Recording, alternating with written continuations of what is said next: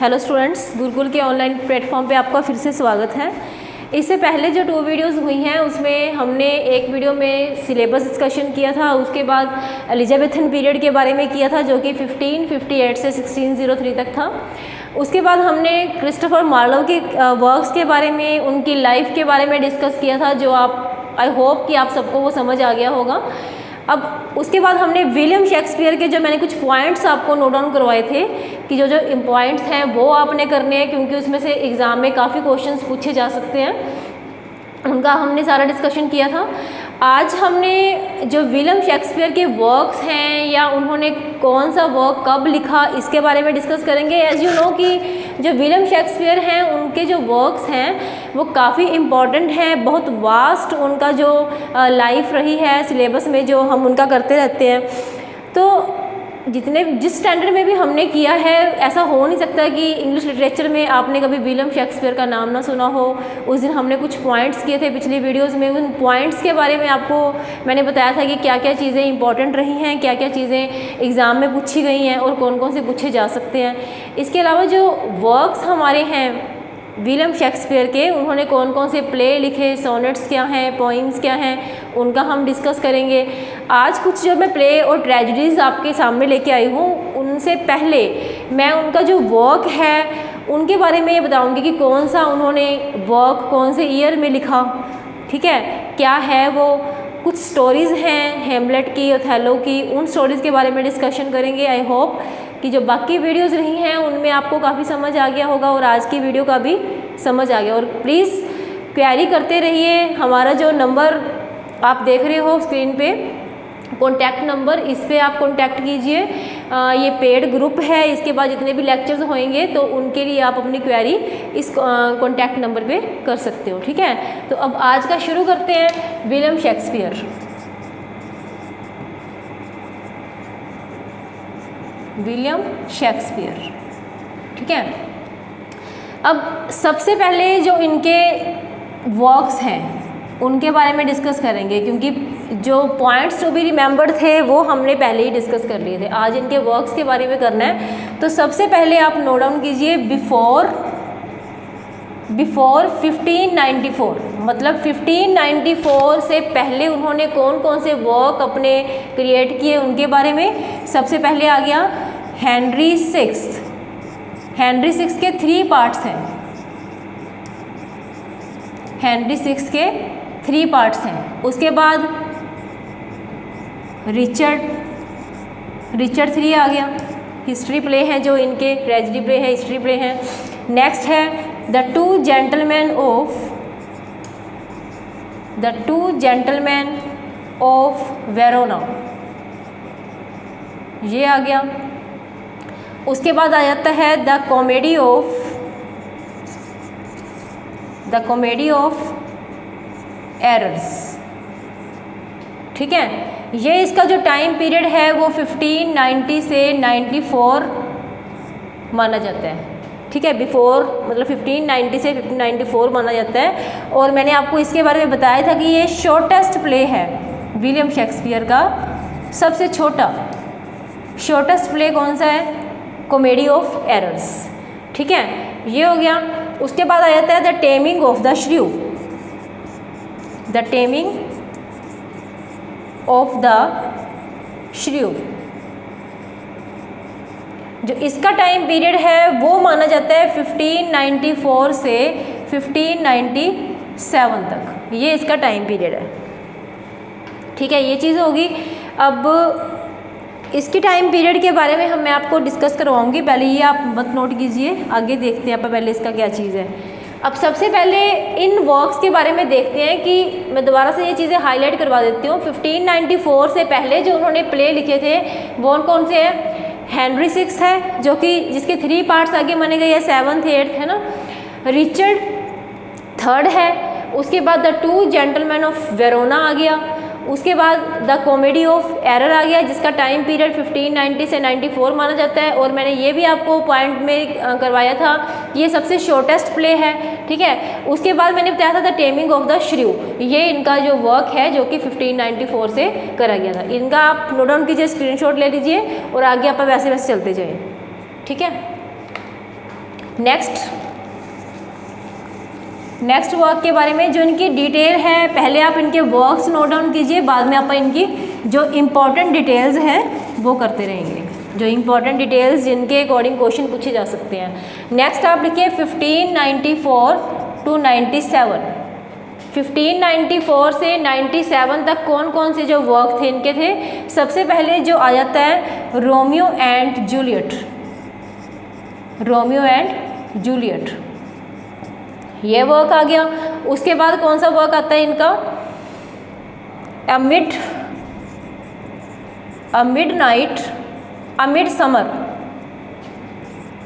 Summer night dream, ये इनका work आ जाता है। 1594 से 97 तक पहला जो क्या है वो है रोमियो एंड जूलियट। सेकंड आ गया मिड समर्स नाइट ड्रीम, ठीक है। उसके बाद आ जाता है Richard second, king John and the Merchant of Venice, ये भी इनका काफ़ी इम्पोर्टेंट जो वर्क है वो है। इसके बारे में इसके डिटेल हम करेंगे। द मर्चेंट ऑफ वेनिस की जो क्या स्टोरी रही है, इसमें से कौन कौन से करैक्टर जो इंपॉर्टेंट रहे हैं, जो पूछे जा सकते हैं आपसे, ठीक है। तो ये जो वर्क है 1594 से 97 तक कौन कौन से रहे, रोमियो एंड जूलियट रहा, a midsummer's night dream रहा, उसके बाद रिचर्ड सेकेंड, उसके बाद King John, then the Merchant of Venice. Clear, ये चीज़ें होगी। अब नेक्स्ट वर्क पे चलते हैं इनके।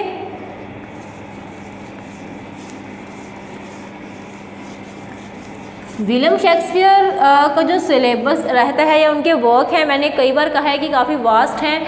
इनके जो वर्क्स इंपॉर्टेंट है वो अपन डिटेल में करेंगे, जिनकी नहीं ज़रूरत वो नहीं करेंगे, क्योंकि जो एग्ज़ाम पॉइंट ऑफ व्यू से क्वेश्चन आपके लिए इंपॉर्टेंट है हम वहीं चलते जाएंगे, ठीक है। उसके बाद आप नेक्स्ट वर्क पे आ जाओ, जो कि 1597 से 1600 के बीच में आ जाते हैं। 1597 से 1600 के बीच में आ जाते हैं, वो वर्क लिखिए। पहला आ गया हेनरी फोर्थ, जो पहला इनका वर्क है वो क्या है, हेनरी फोर्थ। नेक्स्ट जो वर्क आ जाता है वो है हेनरी फिफ्थ, हेनरी फिफ्थ आ गया।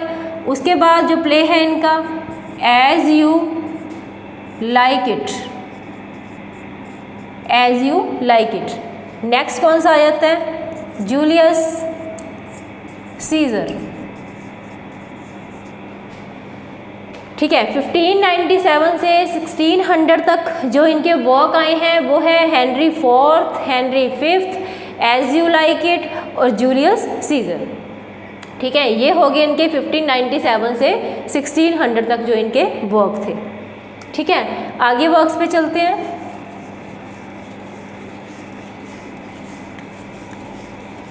नेक्स्ट आपका जो टाइम पीरियड आ जाता है वो है 1601 to 1608। जो 1601 से 1608 तक इनके जो इम्पोर्टेंट वर्क रहे हैं उनके बारे में पहला क्या आ जाता है, trolleys and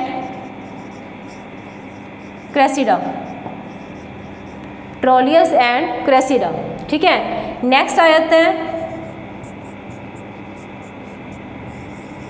all is well that ends well, all is well that ends well. Next जो इनका आ जाता है वो है ओथेलो, वेरी इंपॉर्टेंट वर्क है इनका, जो इनकी ट्रेजेडीज़ कहते हैं काफ़ी इंपॉर्टेंट रही हैं, वो है Othello, the King Lear and Hamlet, है ना। तो ये काफ़ी इंपॉर्टेंट वर्क है जिनके बारे में अपन डिस्कस करेंगे। उसके बाद आ जाता है द किंग लियर, किंग लियर भी इनकी एक ट्रेजेडी है, इसके बारे में अपन डिस्कस करेंगे, ट्रेजेडी के बारे में। नेक्स्ट आ जाता है मैकबेथ, ठीक है। उसके बाद आ जाता है Antony and Cleopatra, Antony and Cleopatra, ये इनका वर्क आ जाता है, ठीक है स्टूडेंट्स। अब ये आप देख के आप समझ चुके होंगे कि जितने भी वर्क 1601 से 1608 तक रहे हैं ये काफ़ी इंपॉर्टेंट रहे हैं। ये टाइम पीरियड उनके लिए काफ़ी इंपॉर्टेंट रहा है क्योंकि इनके लिए ही इनको काफ़ी रिवार्ड मिला है विलियम शेक्सपियर को। तो ये जो ट्रोलियस एंड क्रेसिडा है या all is well that ends well या ओथेलो है, किंग लियर है, मैकबेथ है, एंटोनी एंड क्लियोपेट्रा है, ये सारी स्टोरीज जो हैं काफ़ी इंपॉर्टेंट है एग्जाम पॉइंट ऑफ व्यू से, तो इनको भी आपने ध्यान में रखना है। ठीक है, इनकी जो डिटेल्स हैं जैसे मैंने ओथेलो के बारे में, किंग लियर के बारे में, मैकबेथ के बारे में डिस्कशन करना है, तो इनकी स्टोरीज़ के जो करेक्टर्स हैं वो आप ध्यान में रखोगे और एक एक करके इनका दिमाग में करते रहोगे। ठीक है, नेक्स्ट पे चलते हैं। ये आप नोट डाउन करते रहिए क्योंकि इनका जो है टाइम पीरियड आपके साथ साथ आपको पता लगता जा रहा है, तो ये चीज़ें भी ध्यान से लीजिए। नेक्स्ट जो इनका टाइम पीरियड आ जाता है वो है आफ्टर 1608। 1608 के बाद इनके जो वर्क रहे हैं वो कौन कौन से हैं? पहले है पेरिकल्स, ठीक है। नेक्स्ट है the winters tell,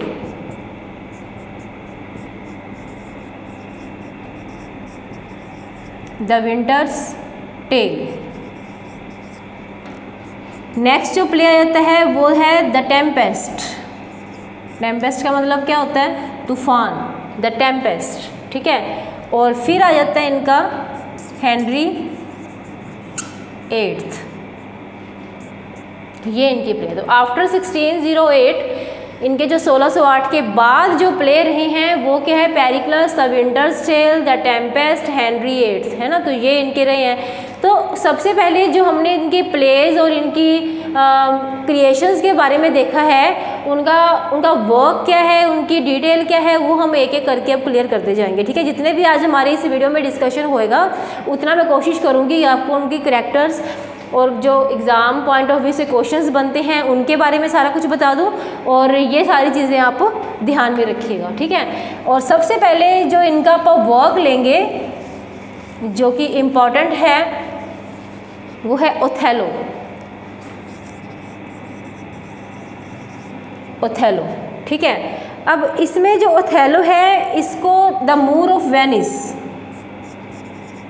the Moor of Venice, इसमें क्या क्या चीज़ें इंपॉर्टेंट है वो आप नोट डाउन करते जाइए। ओथेलो जो है वो ट्रेजिडी है, ठीक है। और इसका जो सीन इम्पॉर्टेंट है वो कौन सा है? हैंकरचीफ, क्योंकि बहुत इंपॉर्टेंट है। ये क्वेश्चन पूछा जाता है कि कौन से सीन में, हैंकरचीफ का सीन है जिसमें सारी स्टोरी जो रिवॉल्व करती है, सारी स्टोरी इसके आसपास घूमती है। तो ओथेलो में द मूर ऑफ वेनिस, ठीक है। ओथेलो कौन है इसमें? ओथेलो को ही मूर ऑफ वेनिस का नाम दिया गया है, और वो क्या है? वो हीरो है। इस स्टोरी का जो हीरो है वो ओथेलो है, जिसको आप प्रोटैगोनिस्ट का नाम भी दे देते हैं, और वो मूर ऑफ वेनिस है, ठीक है। जो इस स्टोरी की सेटिंग है, सेटिंग जो है इन वेनिस, ये वेनिस में ही इसकी जो स्टोरी है वो सेट की गई है, ठीक है। अब इसके जो करैक्टर्स हैं वो तो एक तो ओथेलो हो गया जो कि हीरो है। नेक्स्ट जो इसका करैक्टर है वो है डेस्डेमोना। डेस्डेमोना जो है वो ओथेलो की वाइफ है। डेस्डेमोना और ओथेलो की वाइफ है। आइएगो क्या है? आइएगो जो है वो विलेन है स्टोरी में। जो आइएगो है वो एक विलेन है, ठीक है, जो कि सोल्जर है, सोल्जर इन ओथेलो, ओथेलोज आर्मी। वो एक सोल्जर है और ओथेलो की आर्मी में सोल्जर है। वो जो आइएगो है वो एक विलन है और ओथेलो की आर्मी में जो है वो एक सोल्जर है, ठीक है। अब जो इनके वर्क्स हैं वो हम दोबारा लिख लेते हैं कौन कौन से और इनके वर्क्स हैं। अब ओथेलो के बारे में हम बात कर रहे हैं तो मैं ये यहाँ पे कर लेती हूँ ताकि आपको इसका ध्यान रहे, ठीक है। कैसियो है एक इसमें करैक्टर। कैसियो जो है वो ओथेलो का फ्रेंड है, ओथेलो का फ्रेंड है जो कैसियो है यहाँ पे। और एमिलिया जो मेन करैक्टर रहा है इसका, एमिलिया, एमिलियो क्या है? आइएगो की वाइफ है। आइएगो की वाइफ है एंड डेस्देमोना की, जो कि ओथेलो की वाइफ है, उसकी मेड है, उसकी नौकरानी भी है। तो इस स्टोरी में होता है क्या है, जो डेस्देमोना का जो फादर होता है वो मतलब अपनी बेटी के लिए काफ़ी उसका लव होता है। वो चाहता है कि उसे कोई ऐसा लड़का मिले कि वो बहुत अच्छा हो अपने काम में, अपनी पर्सनैलिटी में किंग हो, किंग से वो मैरिज। तो जो डेस्देमोना होती है उसकी जो हो जाती है मीटिंग ओथेलो से। ओथेलो क्या है, एक उसने काफ़ी कंट्रीज़ में सर्च किया हुआ है, काफ़ी लड़ाइयाँ लड़ी हुई हैं उसने। तो वो जो ओथेलो होता है वो डेस्देमोना को अपनी फ़ाइट्स के बारे में, अपनी ब्रेवरी के बारे में बहुत सारी कहानियाँ सुनाता है। उसे बताता है कि उसने कितने सारे ब्रेवरी के काम किए हैं। तो जो डेस्देमोना होती है वो उससे काफ़ी इम्प्रेस हो जाती है, तो वो उसे मैरिज करवा लेती है। जब उसके फादर को ये पता लगता है कि डेस्देमोना ओथेलो को पसंद करती है, तो वो उसकी जो शिकायत है वो सीनेट में जाके करता है। तो जो सीनेट मेंबर्स होते हैं वो उसको बुलाते हैं। तो ओथेलो वहाँ पे कहता है, वो जो डेस्देमोना का फादर होता है वो ओथेलो पे ब्लेम करता है कि इसने ज़रूर मेरी बेटी पे कोई जादू टोना किया है, उसको अपने चक्कर में फंसाया है। तो जो ओथेलो कहता है कि मैंने तो सिर्फ इसे प्यार किया है, इसे लव करता हूँ मैं, और उसे मैं शादी करना चाहता हूँ। तो वो उसे कर लेता है। तो कहते हैं इस तरह से उनकी वो एक आर्मी में होता है। तो उसकी आर्मी में एक आइएगो नाम का सोल्जर होता है, जिसकी वाइफ जो होती है वो डेस्देमोना के घर काम करती है, ओथेलो के घर काम करती है। तो वो जो आइएगो होता है वो एक कॉन्स्पिरेसी करता है, षड्यंत्र रचता है, और वो ओथेलो के दिमाग में ये भर देता है कि जो उसकी वाइफ है वो अनफेथफुल है और वो धोखा दे रही है ओथेलो को। तो ओथेलो को इस बात से जेलसी होने लगती है, वो मतलब उसे गुस्सा आता है। तो वो क्या करता है, उसका मर्डर कर देता है डेस्देमोना का, और बाद में खुद भी वो सुसाइड कर लेता है। तो इस तरह से ट्रेजेडी है ये एक ट्रेजेडी है। और ये शेक्सपियर के प्लेज में ट्रेजेडी ना हो, दैट इज एब्सोल्युटली इम्पॉसिबल। तो लास्ट में जो दोनों हैं डेस्देमोना और ओथेलो, उसकी दोनों की मौत हो जाती है। ओथेलो जो है वो सुसाइड कर लेता है और डेस्देमोना को वो अपने सुसाइड करने से पहले मार देता है। तो ये जो होता है वो स्टोरी होती है। तो इसमें जो कैसे होता है वो ओथेलो का फ्रेंड होता है जो काफ़ी उसकी हेल्प करता है। तो इस तरह से इसकी जो सेटिंग है वो वेनिस में है। तो ये जो कुछ क्वेश्चंस आपसे पूछे जा सकते हैं वो मैंने आपको बता दिए इसके रिलेटेड। अब नेक्स्ट पे चलते हैं।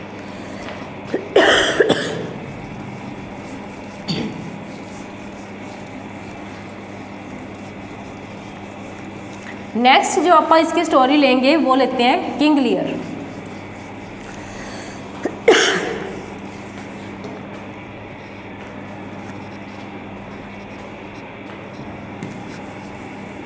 किंग लियर ये भी एक ट्रेजेडी है जो किंग लियर है, लेकिन इसमें क्या है, ये जो इसका थीम है इमैच्योरिटी। अगर ये पूछा जाए कि इसमें जो थीम है या इसमें जो सेंट्रल थीम ली गई है वो क्या है, वो इमैच्योरिटी का जो सीन है, जो अपन जेनर बोल देते हैं, वो लिया गया है इसमें। तो इसमें क्या है किंग लियर में, तो इसमें जो character of list of characters है वो पहले देख लीजिए कौन कौन होता है इसमें। गोनरिल, रेगान, कॉर्डेलिया, ये क्या होती है, किंग लियर की डॉटर होती है।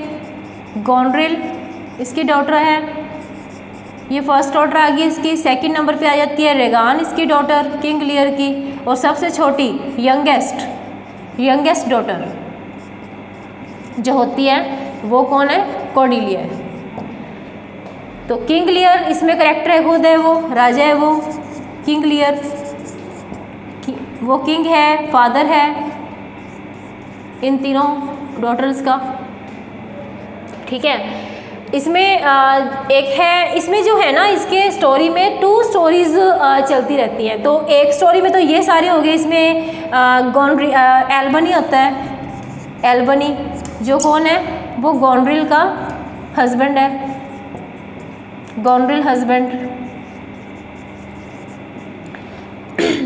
उसके बाद आ जाता है एल्बनी आ जाता है, जो गोनड्रिल का हस्बैंड है। कैंट आ जाता है। कैंट क्या है? लॉयल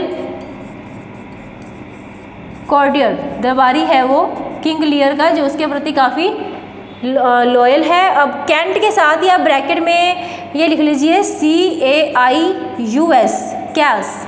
कैस जो होता है वो अपना नाम बदल के बाद में कैस रख लेता है। वो भी इस स्टोरी में आपको पता लग जाएगा कि इस स्टोरी में ऐसा क्या होता है कि वो इसमें कैस नाम रख लेता है।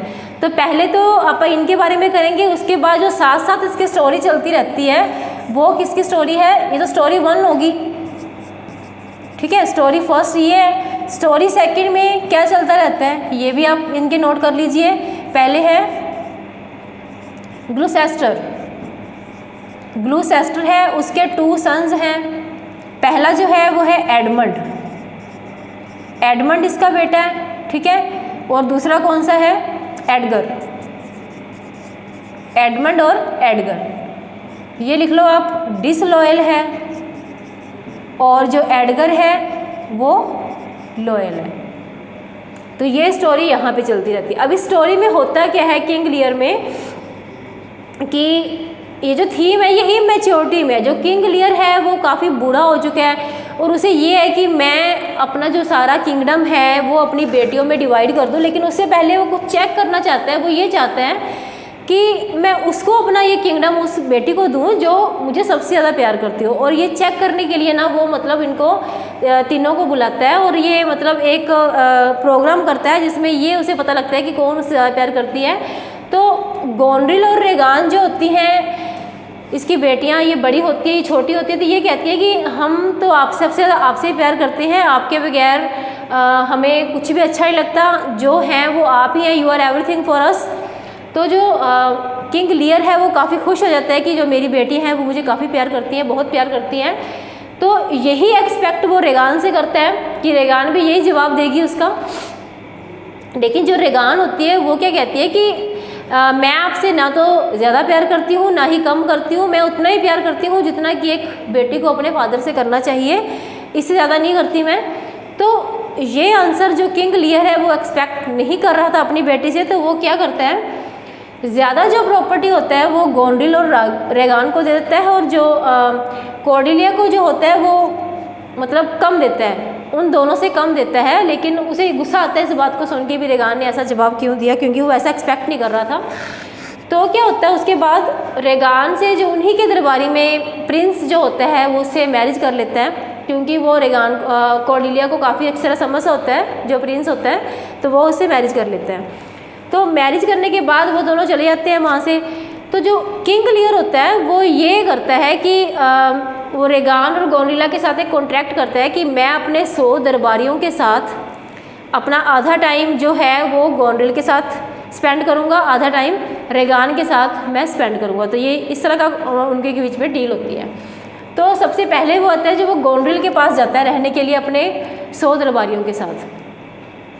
तो गोनड्रिल जो होती है वो जैसे कि पता है कि दोनों काफ़ी कोवर्ड किस्म की होती है लड़कियां दोनों, मतलब षड्यंत्र रचना इनका काम होता है। अपने फादर को वो सिर्फ प्रॉपर्टी के लिए बोलते हैं कि हम आपसे बहुत प्यार करते हैं।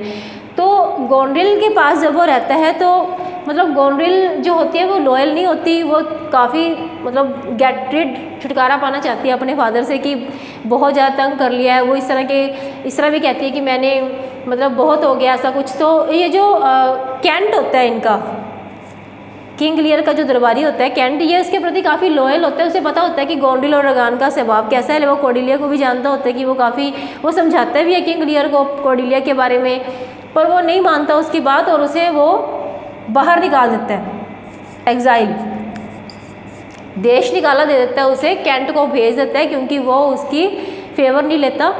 वो उसे कहता है कि वो गलत है, गोनड्रिल और रेगान लड़कियां अच्छी नहीं है, कॉर्डेलिया जो है वो सच्चा प्यार करती है। वो इस बात को नहीं मानता और कैंट को बाहर निकाल देता है। तो इस तरह से ये चलता रहता है। उसके बाद जो किंग लियर है उसे धीरे धीरे पता लगने लग जाता है कि जो गोनड्रिल है वो कितनी उसके साथ वो एक तरह का नाटक खेल रही है। वो उसे प्यार, उसने जो जवाब दिया था वो सब साजिश थी, एक प्रॉपर्टी हथियाने की कोशिश थी।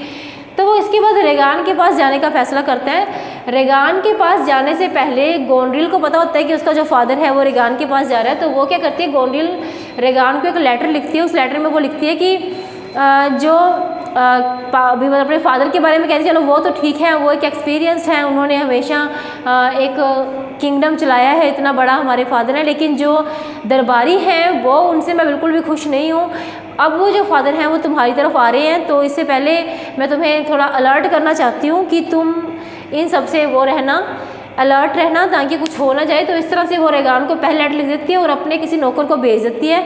अब जो इस बीच में जो क्यास है वो कैंट जो है वो क्यास का रूप धारण करके आ जाता है, मतलब अपना वेश बदल के आ जाता है किंग लियर के पास, और उसका काफ़ी ध्यान रखता है। उसे पता होता है कि ये जो बेटियां हैं वो काफ़ी उसे वो धोखा दे रही हैं, तो उसे किंग लियर की बहुत फिक्र होती है। तो वो एक अपना वेश बदल के चला जाता है, और वो जब रेगान के पास जाने की तैयारी करता है किंग लियर, तो वो उसे देख लेता है उस नौकर को जिसने गोनड्रिल ने भेजा होता है। तो वो देख के उसे पहचान जाता है, वो उसे मारता पीटता काफ़ी, और जो रेगान है तो इस तरह से मतलब ये जो होता है वो किंग लियर है उसको थोड़ा सा वो भाप जाता है कि जो रेगान है वो यहाँ भी सीन ऐसा ही है, जैसे गोनड्रिल है वैसे ही रेगान है। तो उस दिन बारिश हो रही होती है, तो वो बारिश में बाहर ही खड़ा था, सारे महल के अंदर चले जाते हैं, वो बाहर खड़ा था किंग लियर। तो मतलब उसे लगता है कि अब कुछ भी नहीं है, उसे कॉर्डेलिया की बहुत याद आती है। तो कैंट जो होता है वो उसकी छोटी बेटी कॉर्डेलिया से मिलता है, और वो प्रिंस ऑफ फ्रांस से उसने मैरिज की होती है कॉर्डेलिया ने। तो वो अपने पति जो हस्बैंड है उसका प्रिंस ऑफ फ्रांस, उससे बात करती है, और वो कहती है कि अपनी आर्मी तैयार करो रेगान पे अटैक करने के लिए, कॉर्डेलिया पे, क्योंकि उसे पता होता है कि उसके फादर को बहुत तंग कर रखा है। तो जो किंग लियर है वो उस दौरान पागल हो जाता है, वो अपने आप को बोलता है आई एम अ किंग, मैं राजा हूँ, मैं राजा हूँ, तो वो पागल हो जाता है। कॉर्डेलिया को इस बात का बड़ा दुख होता है, क्योंकि कैंट सारी बात बता देता है। वो प्रिंस ऑफ फ्रांस के साथ चली जाती है, और वहाँ पर जाके क्या होता है वो जो इस स्टोरी के बीच में मैंने आपको कहा था कि एक स्टोरी और पैरेलल चलती है। तो दूसरी स्टोरी ग्लूसेस्टर की होती है, जिसके दो बेटे होते हैं एडमंड और एडगर। जो ग्लूसेस्टर होता है वो किंग लियर का दोस्त होता है, ठीक है। जो स्टोरी किंग लियर के साथ चलती है वही ग्लूसेस्टर के साथ चलती है। तो उसका बेटा होता है एडमंड और एडगर। एडमंड जो होता है वो डिसलॉयल होता है और वो इलीगल, उसका नाजायज़ बेटा है, ठीक है। और जो एडगर है वो उसका लीगल है, मतलब जायज़।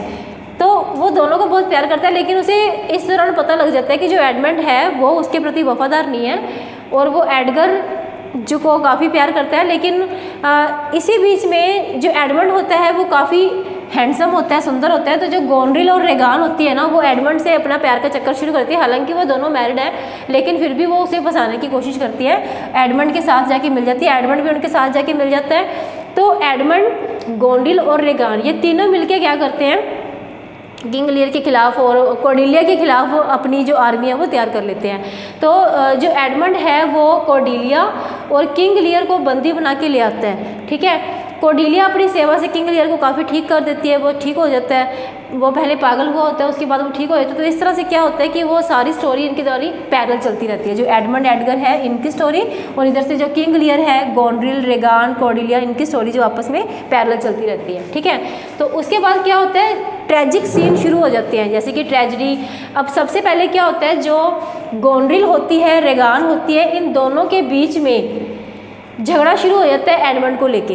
तो जो गोनड्रिल होती है वो रेगान को जहर दे देती है, अपनी सिस्टर को पॉइजन दे देती है, तो वो जो रेगान होती है वो मर जाती है। इसी बीच जो गोनड्रिल है, गोनड्रिल के पति एल्बोनी को पता लगता है कि जो उसकी वाइफ है गोनड्रिल वो वफादार नहीं है उसके प्रति, वो डिसलॉयल है, वो किसे एडमंड से प्यार करती है। तो वो क्या करता है, जब गोनड्रिल को इस बारे में पता लगता है कि उसके हस्बैंड को सारा कुछ पता लग गया, तो वो सुसाइड कर लेते हैं। उधर से गोनड्रिल मर जाती है। उसके बाद क्या होता है, जो कॉर्डेलिया और किंग लियर की मौत भी हो जाती है। तो बचते कौन है, एडगर बचता है, कैंट बचता है, ठीक है। तो इस तरह से ये स्टोरी जो होती है ट्रेजिक होती है। पूरा जो स्टेज होता है वो लाशों से भर जाता है, मतलब सब इसमें मर जाते हैं 3 बंदों के अलावा। तो ये स्टोरी जो होती है वो किंग लियर की होती है। अब इसमें से जो क्वेश्चन पूछे जा सकते हैं वो आप अपने दिमाग में रखिएगा, ठीक है। इसके बाद हम जो स्टोरी उठाएंगे वो है हैमलेट की।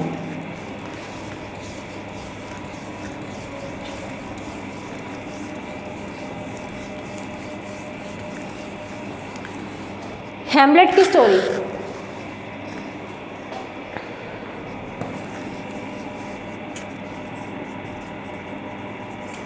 हैमलेट के बारे में मैंने आपको बताया भी था, जो पॉइंट्स मैंने आपके लिखवाए थे इसमें क्या थे, द लॉन्गेस्ट प्ले। अगर हैमलेट के लिए क्वेश्चन पूछा जाए तो ये क्या है, ये एक लॉन्गेस्ट प्ले है, ठीक है।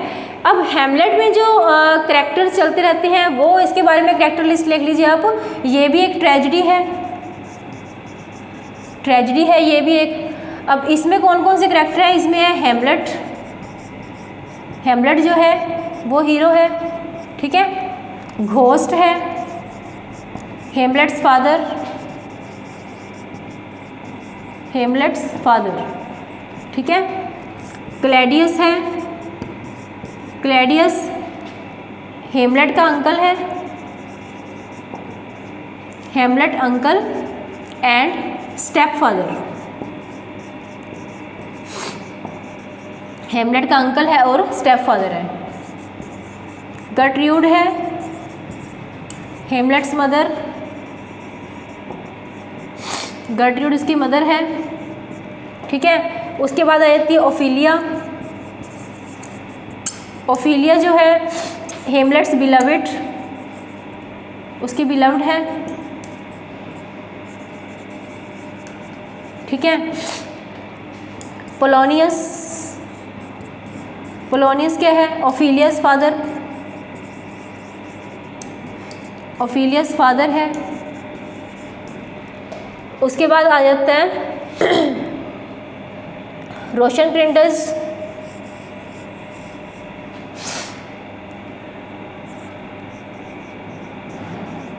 रोशन कैंटस और गिल्डन स्टर, ठीक है। ये दोनों क्या है, ये दोनों फॉल्स फ्रेंड, जो हैमलेट है उसके फॉल्स फ्रेंड है, ठीक है। और ये सारे हो गए। अब इसमें क्या है, एक होता है होरेशियो,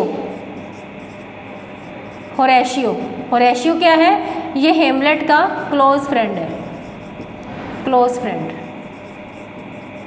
अब इस स्टोरी में जो आपको क्वेश्चन पूछे जा सकते हैं वो ये हैं कि सबसे पहले जो हैमलेट है वो एक हीरो है स्टोरी का, ये एक ट्रेजेडी है।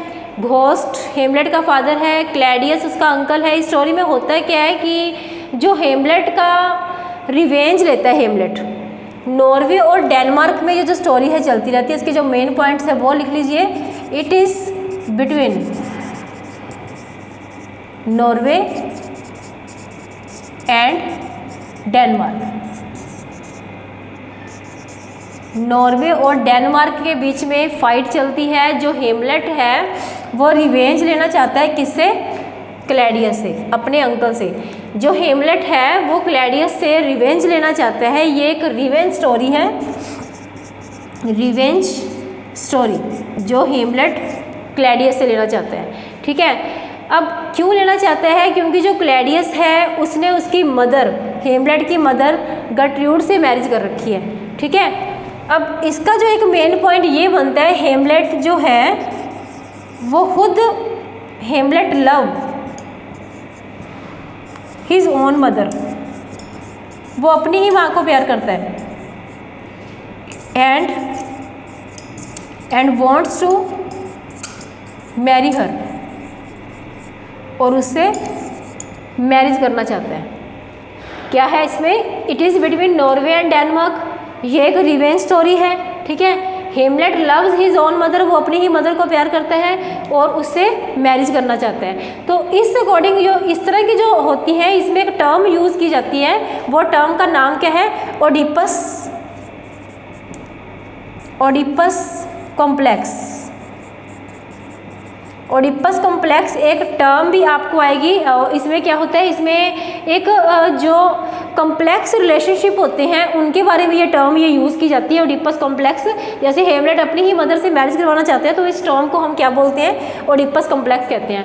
अब जो हैमलेट का जो फादर है उसका मर्डर हुआ होता है, ठीक है। तो हैमलेट के फादर का मर्डर जो होता है वो क्लैडियस ने करवाया होता है। हैमलेट को इस बात का पता होता है, तो वो अपने फादर का मर्डर जो रिवेंज है उसके मर्डर का वो उससे लेना चाहता होता है, ठीक है।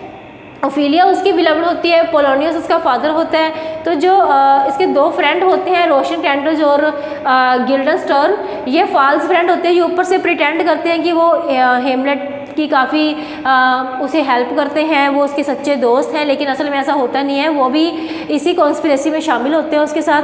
होराशियो जो होता है वो उसका क्लोज फ्रेंड होता है। लास्ट में क्या होता है, क्लैडियस उसे इंग्लैंड भेज देता है और वहाँ पे हेमलेट जो होता है वहाँ पे उसकी मतलब एक ट्रेजेडी हो जाती है। तो ये सारी स्टोरी भी एक ट्रेजेडी है जो आसपास घूमती रहती है।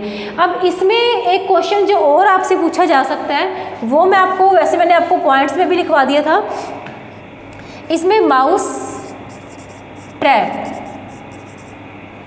ट्रैप एक टर्म यूज़ की गई है, माउस ट्रैप। इसमें इस टर्म का मतलब है कि प्ले के बीच में, play in a play, mouse trap में क्या है, प्ले इन अ प्ले, एक प्ले के बीच में एक प्ले खेला जाता है जो हेमलेट है, और उसमें क्या होता है प्ले के बीच में प्ले में, तो यहाँ पे गोंजेज जो होता है उसका मर्डर हो जाता है इस प्ले में। गोंजेज इज मर्डर्ड, उसका मर्डर हो जाता है। और जो गोंजेज है वो जो है मतलब एक उसका जो हेमलेट का फादर है उसके रूप में उसकी जो कॉन्स्पिरेसी है वो की जाती है। तो इस तरह ये जो हेमलेट की स्टोरी है वो इस तरह चलती रहती है पूरी स्टोरी में। और ये जो स्टोरी है इसमें भी एक ट्रेजेडी है, लॉन्गेस्ट प्ले है, इसके अकॉर्डिंग जो क्वेश्चन पूछे जा सकते हैं वो मैंने आपको बता दिए है ना। इनके कैरेक्टर वाइज जो क्वेश्चंस बनते हैं या इनका जैसे भी बनता है वो सारा चीज़ इसमें आ जाएगी। तो इस तरह से मतलब हमने जितने भी अब तक के करैक्टर किए हैं वो आप ध्यान में रखोगे, और एग्ज़ाम पॉइंट ऑफ व्यू से जो जो इनमें से पूछा जा सकता है वो आप ढंग से करोगे। इसके बाद हम जो स्टोरी लेंगे वो है मर्चेंट ऑफ वेनिस।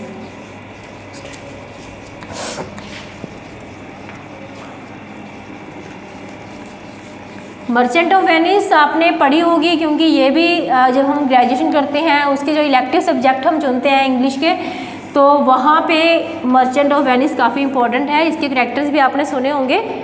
तो जो विलियम शेक्सपियर की नेक्स्ट जो है वो है द मर्चेंट ऑफ वेनिस। ठीक है, अब इसमें मर्चेंट ऑफ वेनिस में ये कॉमेडी प्ले भी, हम कॉमेडी एंड ट्रेजेडी प्ले है ये वाला। अब इसमें क्या होता है, सबसे पहले मैं आपको बताती हूँ एंटोनी एंड शाइलॉक। ये क्या है, ये क्रिश्चियन मर्चेंट है जो एंटनी है, ठीक है। और जो शाइलक है ये है ये ज्यू मर्चेंट है। और कहाँ के मर्चेंट है, ये जो स्टोरी की सेटिंग है ये भी वेनिस में, जैसे कि इसके नाम से क्लियर है, वेनिस में की गई है, ठीक है। जो बेसानियो होता है वो क्या है, ये एंटोनियो का फ्रेंड है, एंटोनियोज क्लोज फ्रेंड, एंटोनियो का क्लोज फ्रेंड है वो, ठीक है। जो पोर्शिया है, सबसे इंपॉर्टेंट कैरेक्टर, पोर्शिया जो है वो क्या है, बसानियो की वाइफ है। पोर्शिया इज बसानियोस वाइफ, ठीक है। उसके बाद आ जाती है नेरिसा जो है वो पोर्शिया की मेड है, पोर्शियाज मेड। उसके बाद आ जाता है ग्रेशेनियो कौन है, यह है नेरिसा का हस्बैंड, नेरिशाज हस्बैंड, जिससे नेरिसा की मैरिज होती है, ठीक है। लोरेंजो कौन है, लोरेंजो शाइलॉक का नौकर है, शाइलॉक का सर्वेंट। मतलब जो इम्पोर्टेंट करैक्टर्स इसमें हैं उनके बारे में हम थोड़ा सा डिस्कशन करेंगे, ठीक है। इसमें क्या होता है, एंटोनियो जो शाइलॉक होते हैं वो वेनिस के दोनों मर्चेंट होते हैं। जो एंटोनियो होता है वो एक वो लोगों को जैसे इंटरेस्ट पे, ये शाइलॉक जो होता है ये लोगों को काफ़ी धोखा देता है, और जो एंटोनियो होता है वो लोगों को उससे बचाता रहता है। तो शाइलॉक और एंटोनियो की आपस में बिल्कुल ही बनती नहीं होती, दोनों मर्चेंट हैं। अब जो बसानियो है वो इसका क्लोज फ्रेंड है एंटोनियो का, और वो उसने पोर्शिया से मैरिज करनी है, तो मैरिज करने के लिए वो उससे कुछ पैसों की मांग करता है। 3000 ड्यूकट्स उससे मांगता है, 3000 ड्यूकट उससे मांगता है। तो जब वो उससे मांगता है तो एंटोनियो उसका उस टाइम जो बिजनेस होता है वो काफ़ी मतलब संकट में होता है तो वो कहता है कि शाइलॉक से मैं तुम्हें पैसे दिलवा देता हूँ। बसानियो इस बात से मना कर देता है, बट वो जिद करता है कि नहीं शाइलॉक से ले ले। अब शाइलॉक जो होता है वो उससे एक बॉन्ड साइन करवा लेता है। उस बॉन्ड में क्या होता है कि अगर बस एंटोनियो के नाम पे वो पैसे लगता है, क्योंकि वो कहता है कि एंटोनियो अगर टाइम पे पैसे नहीं देगा तो उसका क्या होगा कि वो उसके हार्ट से मांस काट लेगा। वो एक बॉन्ड में साइन करवाता है। बसानियो पहले से मना करता है लेकिन वो ज़बरदस्त साइन कर देता है इसके लिए। जब वो बॉन्ड साइन करवाता है तो मतलब पैसे वो दे देता है, बॉन्ड साइन हो जाती है, एंटोनियो ज़बरदस्ती कर देता है बॉन्ड साइन। उसके बाद पोर्शिया के साथ बसानियो की मैरिज हो जाती है। अब जो टाइम पीरियड जब आता है पैसे देने का वापस, तो शाइलॉक उस पर केस चढ़ देता है कि तुमने टाइम पे पैसे नहीं दिए।